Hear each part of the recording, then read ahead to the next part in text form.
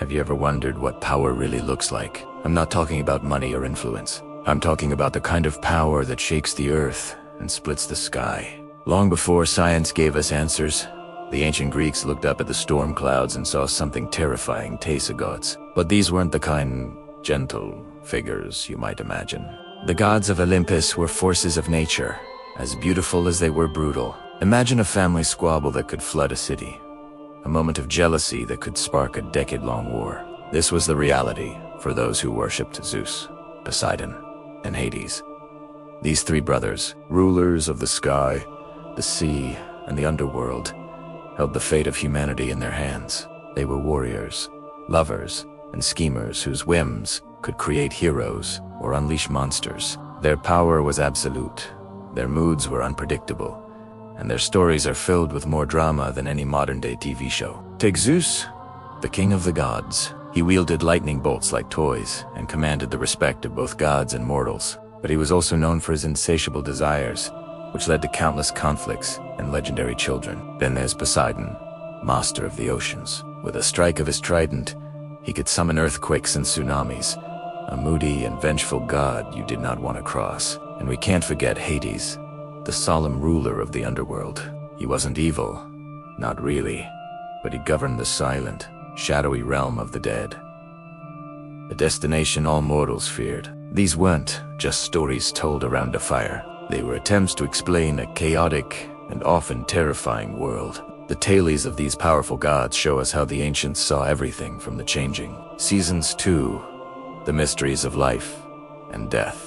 They reveal a world where humanity was just a pawn in the grand cosmic games played on Mount Olympus. These myths are packed with epic battles, forbidden love, and betrayals that would make your head spin. So, who was the most powerful of them all? Was it Zeus, with his command over the heavens? Poseidon, with his dominion over the vast seas? Or Hades, the lord of the inevitable end that awaits everyone? The answer isn't as simple as you might think. Each held a power that was absolute in their own realm, and even Zeus had to respect the domains of his brothers. Their intertwined stories created the very fabric of Greek mythology. Join us as we dive deeper into the dark and dramatic lives of the most powerful gods of Olympus. We'll uncover the secrets, the scandals, and the epic clashes that have captivated us for thousands of years. This is mythology, like you've never seen it before. At the summit of Olympus sat a god who overthrew his own father. A god who swallowed his children whole. A god whose weapon could split the sky itself. Zeus, king of the gods, the thunderer. Zeus wasn't elected. He seized power through violence. He castrated his father, Kronos, freed his siblings from their father's stomach, and waged a 10-year war that nearly destroyed the cosmos. This is the supreme deity of the ancient Greeks. The stories paint a picture not of wisdom, but of paranoia. Zeus heard a prophecy that his own son would overthrow him, just as he had overthrown Kronos. His solution: he swallowed his pregnant wife, Metis whole. But you cannot digest destiny. Metis' child grew inside Zeus's skull until the god of smithing had to split his head open with an axe. Out came Athena, fully formed and armored, born from violence, baptized in pain. Zeus's power wasn't just physical. He controlled fate itself, the scales of justice, the threads of destiny all bent to his will. He could see the future, manipulate propesius, and he used this knowledge ruthlessly. But perhaps most disturbing was his hunger. Not for food, for flesh Europa, Lida Danae, Alcmene. The list of mortal women Zeus pursued reads like a catalog of deception and assault. He came as a bull, a swan, a shower of gold, a pillar of light. Always disguised, always overwhelming. These weren't romances. These were violations by an all-powerful being who couldn't be refused, couldn't be escaped. And when his wife Hera discovered these affairs, she didn't punish Zeus. She punished the women. The victims suffered twice. This was the supreme god of Greece, not a benevolent father in heaven, but a tyrant on a mountain, a god who ruled through fear, lust, and the ever-present threat of his thunderbolt, a weapon forged by the Cyclopes that could unmake reality itself. But Zeus wasn't the only architect of suffering. In the depths below, another brother waited, and his domain was far darker. to uncover the secrets of the underworld, deep beneath the earth, far below the oceans. Even beneath the very roots of the ancient mountains, there existed a realm where no light ever penetrated, a place where every soul, whether hero or villain, king or commoner, eventually descended. This was the Underworld, and it's undisputed. Solitary master was Hades. We often paint Hades with the brush of pure evil, casting him as a kind of Greek Satan. But that's a fundamental misunderstanding. Hades wasn't chaos. He was order, a cold, absolute, and merciless order. His domain was death, and death, as we all know, plays no favorites. The story begins after the Great War against the Titans, when the three divine brothers Zeus, Poseidon, and Hades finally triumphed. They decided to divide the cosmos. To ensure fairness, they drew lots. Zeus, the youngest, drew the longest lot and claimed the vast, open skies. Poseidon drew the second and took command of the boundless seas. And Hades, he drew the shortest lot, the dark, silent, inescapable realm of the dead. Some might call it a stroke of bad luck. Hades, it is said, called it a prison. In this role, Hades became the warden of existence itself. His kingdom was the final destination for every single soul that had ever lived, and died billions upon billions of them. His rule was absolute. Once a soul crossed the dark waters of the river Styx, there was no return. This wasn't just a rule for mortals. Even the other gods feared Hades. They knew that one day, their own mortal children, the demigods and heroes they so cherished, would have to kneel before the king of the underworld. For countless eons, Hades ruled his shadowy kingdom entirely alone. He was a figure of solitude, surrounded by the silent, shifting shades of the dead. Alone, that is, until his gaze fell upon Persephone, the daughter of Demeter, the goddess of the harvest. She was everything his world was not. Young, innocent, full of life, gathering flowers in a sun-drenched meadow. What happened next was not a courtship. Hades didn't send love letters or ask for her hand in marriage. In a moment of raw, divine power, the earth itself split wide open. A great chasm appeared, and from the darkness, Hades emerged in his chariot, seizing the terrified goddess and dragging her screaming down into his realm of eternal night. This act, this abduction, is one of the most foundational stories in Greek mythology. Persephone's mother, Demeter, the goddess who made the world fertile, was so utterly devastated by the loss of her daughter that her grief had catastrophic consequences. She let the entire world wither and die. Crops failed, turning fields to dust. Animals starved. Famine swept across the land, and humanity itself began to perish. The cries of mortals reached Olympus and the other gods, fearing the total extinction of their worshippers, finally intervened. They brokered a deal, but it was almost too late. While in the underworld, Persephone had been tricked, or perhaps tempted, into eating 6 pomegranate seeds. An ancient, unbreakable law dictated that anyone who consumed the food of the dead was bound to the realm of the dead forever. A compromise was struck. Because she had eaten 6 seeds, Persephone would have to spend 6 months of every year with Hades, as his queen in the darkness. These became the seasons of autumn and winter than once, when her mother, Demeter, mourned her daughter's absence, and the earth grew cold and barren. For the other 6 months, Persephone was allowed to return to the surface, to her mother's side. Her return brought with it the joy and life of spring and summer. But this raises a question that historians and scholars have debated for centuries.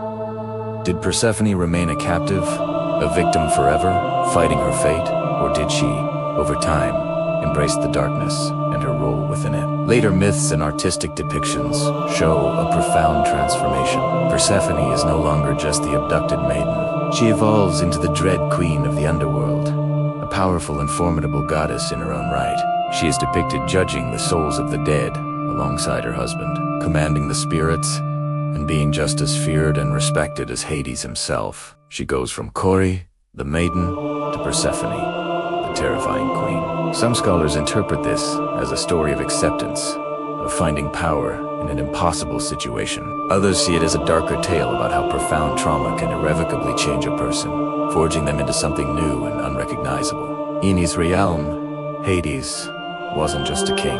He was the commander of terrors beyond human imagination. Guarding the gates of his kingdom was Cerberus, the monstrous three-headed hound with a serpent for a tail, who ensured that the living could not enter and the dead could not leave. At his command were the Furies, terrifying goddesses of vengeance, who relentlessly tortured the souls of the guilty for all eternity. And serving him was Thanatos, the very personification of death itself, a grim and silent figure who carried out the final act. And the punishments in his realm, they were legendary, reserved for those who dared to defy or disrespect the gods.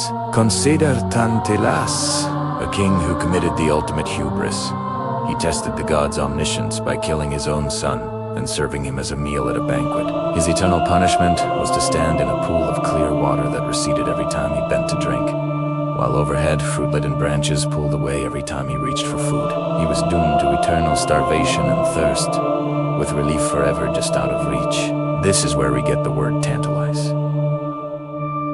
Then there was the cunning king who cheated death, not once, but twice. His arrogance earned him a sentence of eternal futility. He was condemned to push a massive boulder up a steep mountain. With every ounce of his strength, he would struggle to get it to the top. But just as he neared the summit, the boulder would slip from his grasp and roll all the way back down. For eternity, he would be forced to repeat this meaningless, exhausting task. And what of Prometheus, the titan who defied Zeus by giving the gift of fire to humanity?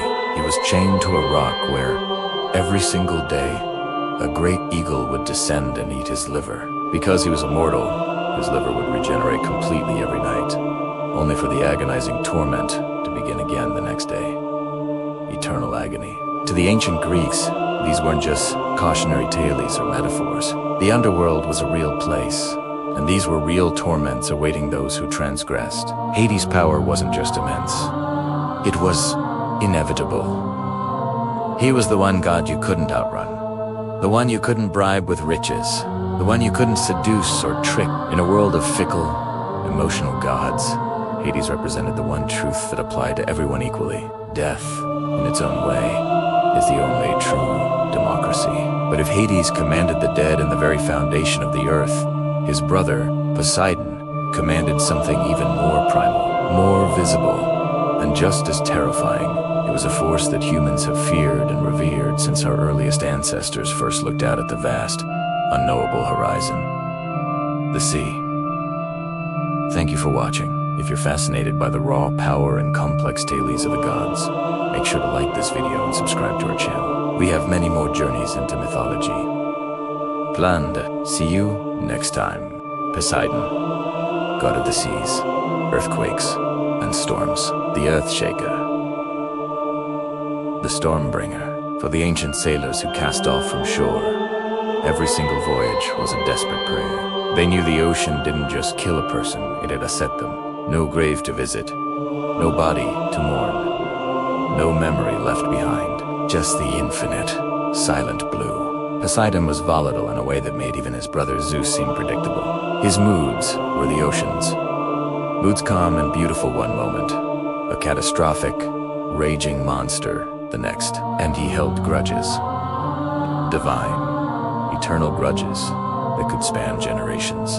The hero Odysseus learned this the hard way after he blinded Poseidon's son, the Cyclops, Polyphemus. The sea god cursed Odysseus to wander the Mediterranean. For 10 long years, he was tossed by storms and haunted by monsters. His entire crew died. His ships sank. Everyone he loved back home suffered. And why? Because Poseidon could. Because a god's ego, once wounded, demands a terrible price. But Poseidon's power went deeper than the ocean. He was also the god of earthquakes. The ancient Greeks called them Poseidon's tantrums. When he struck his mighty trident against the earth, entire cities crumbled into dust. The ground itself would liquefy. Whole civilizations could vanish in moments, swallowed by the land. In the year 373 BCE, the prosperous Greek city of Helak vanished overnight. An air attack immediately followed by a massive tsunami wiped it completely from existence. 2,000 people, gone without a trace. The survivors whispered that it was Poseidon's judgment. His rage wasn't just random. When he competed with Athena to become the patron god of a great city, He struck the Acropolis with his trident, creating a saltwater spring as a show of his power. Athena, in contrast, offered a humble olive tree a gift of peace and prosperity. The people, soon to be known as Athenians, wisely chose Athena's gift. Poseidon's response: he unleashed a catastrophic flood upon the entire Attic plain, drowning fields, homes, and livestock. The message was brutally clear: refuse my gifts at your own peril. What's fascinating is that the Greeks didn't see this as simple cruelty. They saw Poseidon's violence as a natural part of the world. The sea is beautiful, but it is also deadly. It gives life, and it takes it away without warning. So, of course, its god would be the same. He was a reflection of the world's harsh reality. But Poseidon also created. He was the father of Pegasus, the magnificent winged horse, born from the blood of the slain Medusa. He even created horses themselves, bursting them fully formed from sea foam and rock. But these weren't gifts given from a place of love. They were demonstrations of his awesome power, a reminder of what he was capable of. Yet, even with his trident that could split islands in two, even with his armies of sea monsters and nymphs at his command, Poseidon was forever second place. He was never quite Zeus's equal on Olympus. He never felt he got the respect he truly deserved. Some scholars believe this deep-seated resentment is what made him so much more dangerous. A powerful god with something to prove is a truly volatile force. But if these three brothers Zeus, Poseidon, and Hades, the sea, and the underworld, there were other divine powers at play, powers that operated in different spheres, striking at the very heart of what made humans human. Thanks for watching, and be sure to subscribe for more journeys into the mythic past. Not all power manifests as lightning or storms. Some power is quiet, inevitable, woven into the very fabric of existence itself.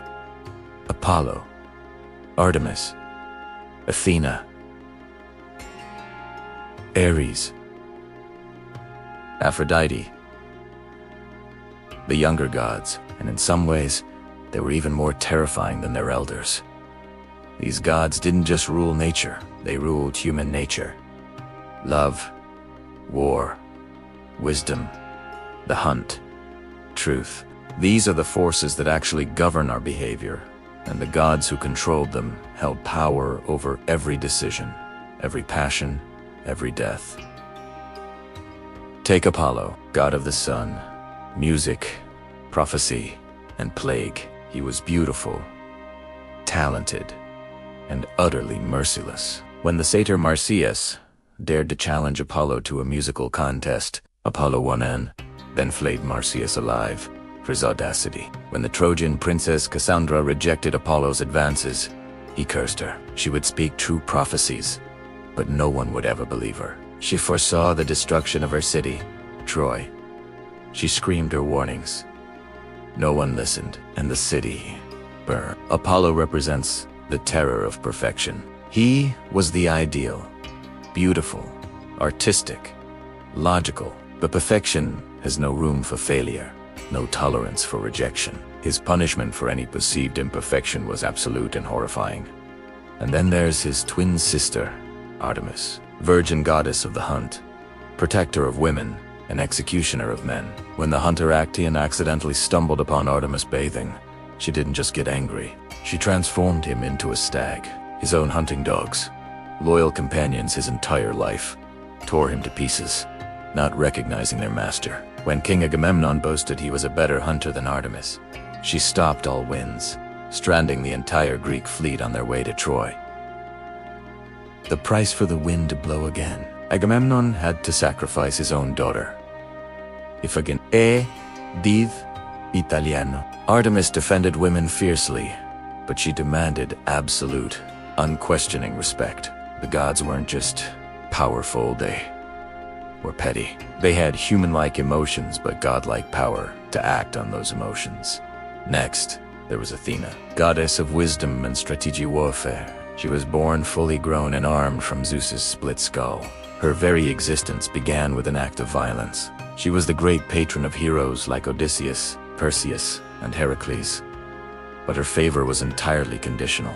If you failed her or disappointed her, she would abandon you to your fate. Or worse, she would actively work against you. Athena's temple was sacred, but when her priestess, Medusa, was assaulted within its walls by the sea god Poseidon, Athena's reaction was chilling. She punished the victim. She cursed Medusa, transforming her into a monstrous gorgon with snakes for hair, whose gaze turned men to stone. The victim became the monster. This tells us something very dark about how the ancient Greeks viewed justice and power. And let's not forget Ares, the god of war, but not the strategic, clever war of Athena. Ares represented brutal, bloody, chaotic slaughter. Even the other gods despised him. His own father, Zeus, called him the most hateful of all gods. But humans prayed to him anyway. They knew that when armies clash, strategy and wisdom only take you so far. Eventually, it's just blood and screaming. That's Ares' domain. He didn't care who won or who lost. He only cared about the carnage itself. But perhaps the most insidious, most dangerous power of all belonged to Aphrodite, the goddess of love and desire. We tend to romanticize Aphrodite today. But to the Greeks, she was devastating. She could make anyone fall in love with anyone or anything. Gods, mortals, animals, even inanimate objects. In her hands, love wasn't a gentle emotion. It was a weapon. The entire Trojan War, a decade of death and destruction, began because of Aphrodite. When the Trojan prince Paris judged her the most beautiful goddess, she rewarded him with a gift. Helen, the most beautiful mortal woman on earth. The fact that Helen was already married to a powerful king didn't matter in the slightest. Aphrodite's gift of love sparked a war that killed thousands and brought a mighty empire to its knees. She would curse women who rejected her gifts, driving them to madness or death. She blessed unions that became toxic, obsessive, and destructive. In Aphrodite's hands, love was rarely a blessing. This reflects the Greek understanding of desire itself. It's irrational and incontrollable. It makes heroes abandon their duty and cowards perform incredible acts of bravery. The Greeks feared love almost as much as they feared death, because both took away your control over yourself. These younger gods wove themselves through every single aspect of human existence. You couldn't avoid them. Pleasing one god could easily offend another. Refusing one's demand could invoke another's curse. The Greeks lived in a constant state of anxiety, in a world where divine attention, whether good or bad, was equally dangerous. Before Zeus, before the Titans, before thought itself, there was chaos. Not disorder, but the primordial void, the immense absence that preceded all existence. From this silent emptiness, the first beings emerged. They weren't gods with desires and jealousies, but living concepts. Nyx, the night. Erebus, the darkness. Gaia, the earth. And Tartarus, the abyss. These primordial powers didn't have motivations like the Olympians we know. They simply were. Night doesn't choose to fall, and darkness doesn't decide to spread. They exist as fundamental properties of reality, unchanging and absolute. Among these first beings was Nyx, the embodiment of primordial night. The stories say even Zeus, king of the gods, feared her. In one myth, Zeus was furiously pursuing one of Nyx's sons to punish him. The son fled to his mother for protection. When Zeus reached the edge of Nyx's realm, he stopped. The conqueror of Titans, the wielder of thunderbolts, was afraid to cross that line. This reveals something the ancient Greeks understood instinctively. There are forces beyond even divine power. You can't threaten the night. You can't negotiate with the fundamental nature of existence. And Nyx's children were a terrifying pantheon of human experience. Thanatos, death. Hypnos, sleep. Nemesis, divine retribution. Eris, discord. And most notably, the Moirai, or the Fates, who spun the threads of destiny for every mortal and god. Their power superseded even Zeus's. Clotho spun the thread of life at birth. Lachesis measured its length, and Atropos, the inevitable, cut it. No prayer could lengthen your thread. No sacrifice could prevent her shears from closing. This was the Greeks' greatest existential terror. The idea that even the gods answered to a higher, colder power. Fate was not a suggestion, it was an absolute. You could be the mightiest hero, blessed by every Olympian. But when Atropos decided your time was up, your story ended. Beneath everything, even deeper than the underworld, lay Tartarus.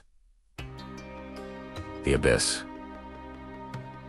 This wasn't just a place. Tartarus was a being, a primordial prison that existed before creation. This is where the defeated Titans were imprisoned, bound in chains forged from the cosmos itself. To give you a sense of its depth, an anvil dropped from the surface would fall for 9 days and nights to reach the land of the dead. It would then fall for another 9 days and nights to finally reach the floor of Tartarus. In that unimaginable pit dwelt things that made the gods themselves shudder. The 100-handed giants, beings of immense power, and Typhon, the most fearsome monster in all of Greek mythology. He was a creature so terrible that when he challenged Zeus, their battle nearly tore reality apart. It took the combined power of every single Olympian to defeat and imprison Typhon beneath Mount Etna, where his rage is said to still cause volcanic eruptions to this day. What's crucial to understand is that these primordial forces were eternal. The Olympian gods could, in theory, be destroyed, though it would take a tremendous effort. But chaos, night, the abyss, these cannot end. The Greeks believed that when the universe finally ceased to exist, these ancient powers would remain, waiting patiently in the void for the next beginning. They built their entire civilization on this fascinating paradox. You worship the gods to gain their favor, but you understand that the true ultimate powers of death, of night, of faith cannot be influenced by worship at all. You perform the rituals, you make the sacrifices, knowing full well they might make no difference. This wasn't cynicism. It was a profound realism. The world is beautiful, and it is terrible. Order and chaos coexist. Light will always create shadow. And in those shadows, the gods of Olympus are silent. Their grand temples have crumbled into ruins, and their once sacred altars are cold. Yet, the profound questions they once embodied echo through the ages. What truly is power? Is it the raw, destructive force of Zeus's thunderbolt? Or perhaps the inescapable patience of Hades, lord of the underworld? Could it be the irresistible pull of passion? A gift from Aphrodite? Or is real power something far more ancient, more fundamental? A force that exists beyond our choices, beyond worship, even beyond the authority of the gods themselves. The world of the ancient Greeks was often hostile and random, and their mythology was a way to make sense of it all. It wasn't designed for comfort.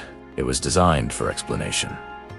Why do terrible things happen to good people? Why do the wicked seem to prosper while the virtuous suffer? Why does a calm sea suddenly turn violent and devour entire ships? The answer was simple and terrifying. Because powerful, divine beings are unpredictable, and the even greater forces of fate and chaos are completely indifferent to human lives. These weren't just bedtime stories. For over a millennium, these myths were the lens through which people viewed their reality. They gave a reason for suffering, a justification for the social order, and a sense of meaning in a world that often felt meaningless. From stunning pottery to epic sculptures, their art tells the story of a culture defined by its gods. What's truly fascinating is just how human these gods were. They loved passionately, hated fiercely, and were consumed by jealousy and fear. They were not perfect, infallible beings. They were powerful, deeply flawed characters who made terrible mistakes and often faced devastating consequences. In a way, by creating gods in their own image, warts and all.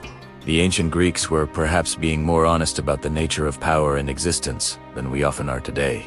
They didn't look to the heavens and see perfection. They saw a reflection of their own chaotic, beautiful, and terrifying world. We've explored the heights of Mount Olympus and plunged into the darkest depths of Tartarus. We've stood before the throne of Zeus and peered into the primordial void of chaos itself, witnessing divine power in all its awesome and terrible glory. Imagine living under a sky that could, at any moment, flash with divine attention a lightning bolt of blessing or a tidal wave of curses. The Greeks built magnificent monuments to beings who might save them one day and destroy them the next, all on a whim. They told epitaphes of heroes who dared to challenge the gods, heroes who almost always met a tragic, violent end for their defiance. And yet, through it all, they persevered. They built cities, they created timeless art, and they never stopped asking questions.